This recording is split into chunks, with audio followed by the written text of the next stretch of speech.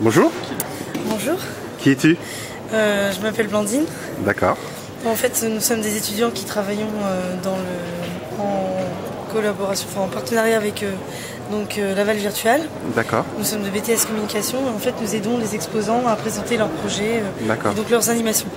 Et là, c'est quel exposant en particulier? Donc là, ce sont des étudiants de l'Université d'électrocommunication de Tokyo qui présentent un projet assez innovant. D'accord. En fait, c'est une sorte d'évolution tactile faite par le jeu de lumière.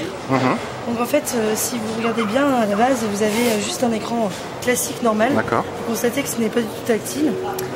Comme vous pouvez allez-y toucher. Et en fait, tout simplement... Après, les gens comprendront pourquoi je fais ces mouvements-là. Parce que je connais un peu l'application. Je suis allé sur le site Révolution. Révolution, hein, c'est ça? D'accord, oui, c'est ça. Sur le site de Laval Virtual, il y a un truc Révolution et il parle de ça. Voilà. D'accord. Et en fait, tout simplement, c'est un... Donc sur l'écran, il y a un filtre polarisant qui dirige la lumière. D'accord. Et lorsque vous appliquez votre base, c'est un masque de... Juste pour... clarifier les choses, un filtre polarisant, oui. C'est un peu les mêmes types de choses qu'on a quand on va voir un film en 3D, c'est-à-dire ça oriente la lumière dans un sens puis dans un autre. Voilà, c'est ça. Et du coup chaque image voit une image. Ça dirige. Enfin chaque œil voit une image. Voilà. D'accord. Et donc en fait lorsque vous appliquez votre base, c'est du caoutchouc, une sorte de silicone, en fait la lumière est dirigée vers cette caméra que vous voyez au-dessus de vous. Oh mais qu'est-ce que je fais? Voilà. Voilà. D'accord. Et donc sur la caméra, sur l'objectif de la caméra, vous avez un autre filtre polarisant qui lui, comme vous voyez, nuance la luminosité en fait. D'accord. Et donc lorsque vous appuyez sur votre matière... Alors attendez, ça veut dire que... Allez-y, vous pouvez... Si on tourne, c'est pas la même chose, c'est ça, non? Voilà, c'est pas la même chose déjà. Voilà. Et lorsque vous appuyez sur votre matière... allez appuyer. Voilà, comme ceci. Il y a des zones lumineuses un peu plus présentes que d'autres. Ah oui, donc quand tu appuies et que voilà, là on voit pas par contre. Là c'est vraiment une démonstration en fait, le filtre est sur l'objectif en fait. D'accord, évidemment, oui, non mais c'est comme ça, les gens peuvent voir un peu comment ça fonctionne. Voilà. Et donc lorsque vous appuyez sur votre matière, il y a compression. D'accord. Et la compression déforme la luminosité. Et c'est ça qui fait interagir en fait votre personnage. D'accord. Voilà. Et donc justement, vous pouvez le toucher, avoir vraiment un contact réel et vrai avec une matière, sans toucher un écran et sans que ce soit tactile. D'accord. En fait. Donc en fait, alors ce qui se passe, c'est que la lumière, il y a une lumière qui apparaît quand on appuie sur la matière plastique. Voilà, tout à fait. Voilà. Et en fait, cette lumière-là est analysée par la caméra qui est là-haut. Oui.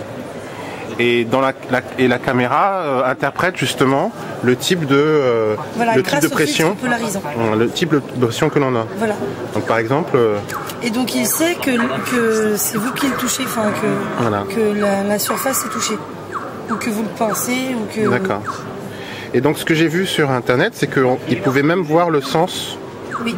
Et donc par exemple, si je fais ça sur son front. Voilà, il suit votre doigt. D'accord. Mais il sait même, il sait même dans quel est le sens de la pression. Oui, voilà. Apparemment. Est-ce que la luminosité change à chaque fois? Est-ce que tu peux me tenir, Blandine, s'il te plaît? Oui. Voilà, par exemple, voilà. C'est-à-dire que les zones lumineuses, en fait, se varient. D'accord. Il n'y a que sur l'intensité lumineuse que ça joue, ou est-ce que ça joue aussi sur la couleur? Parce que là, on a l'impression qu'il y a des couleurs qui varient à travers le filtre.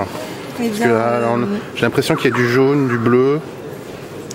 Mais en fait, c'est surtout au niveau de la luminosité, mais après, peut-être que les couleurs rentrent aussi en compte, mais principalement, c'est la luminosité. D'accord. Voilà. Ok. Et ensuite, là, c'est pour cette application-là. Ils ont fait ce prototype, mais là, ici, comme vous pouvez le voir, ils ont fait une application un petit peu plus développée et recherchée. Donc en fait, c'est comme une application Paint. C'est une sorte d'activité ludique et interactive. Alors peut-être que dans l'avenir ça pourrait servir aux enfants. Et donc en fait c'est exactement le même système que le premier.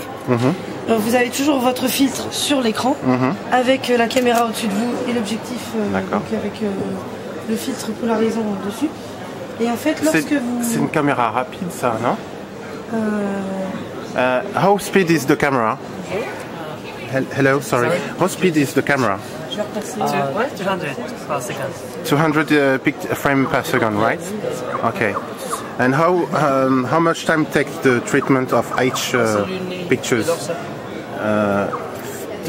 10 milliseconds, 5 milliseconds? No, less than 5 milliseconds, I guess. Yeah. It's less than 5 milliseconds. Yeah. Okay. Et donc pour finir un petit peu l'explication, lorsque donc c'est exactement le même système, je disais, la lumière passe dans votre élément de caoutchouc. Et donc lorsque vous compressez, forcément il y a compression lumineuse. Et donc déformation. Et vous pouvez dessiner.